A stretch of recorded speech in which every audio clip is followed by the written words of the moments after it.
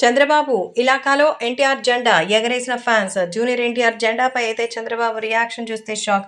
ఓ పక్క తన కొడుకుని సీఎం చేయాలని, సీఎం కుర్చీని అప్పగించాలని, తెలుగుదేశం పార్టీకి సంపూర్ణ అధ్యక్ష బాధ్యతలు ఆయనకి అప్పించాలని ఓ పక్క అడుగుతుంటే, ఎక్కడ చూసినా జూనియర్ ఎన్టీఆర్కి సంబంధించిన విషయాలే కనపడుతుంటే ఇంకా ఎవరు మాత్రం సైలెంట్గా ఉంటారు. అందుకే పాపం చంద్రబాబు నాయుడికి మంచిగా బీపీ వచ్చింది. జూనియర్ ఎన్టీఆర్ రానంటే మీరు సీఎం అంటే దాంట్లో అర్థం లేదని, తెలుగుదేశం పార్టీకి సంబంధించిన విషయాల్లో వాళ్ళని గురించి పట్టించుకునే వాళ్ళు లేరని, కాబట్టి దయచేసి దీని విషయంలో మాత్రం ఎవరు ఇంటర్ఫియర్ కావద్దని కోరుతున్నారు.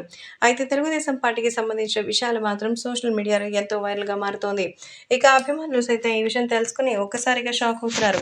తెలుగుదేశం పార్టీ ఎలాగైనా మంచి విజయం సాధిస్తుందనేటువంటి మరి నమ్మకం ఉందని తెలుగుదేశం పార్టీకి సంబంధించినటువంటి ప్రతి మీటింగ్‌లో జూనియర్ ఎన్టీఆర్‌కి సంబంధించిన ప్లకార్డులు, బ్యానర్లు చూపించి ఆయన్ని అవమానకరంగా అయితే మరి చెప్తున్నారు. కానీ ఇందులో జూనియర్ ఎన్టీఆర్ యొక్క ఇంటెన్షన్ ఏమీ ఉండదనేది తాజాగా సమాచారం.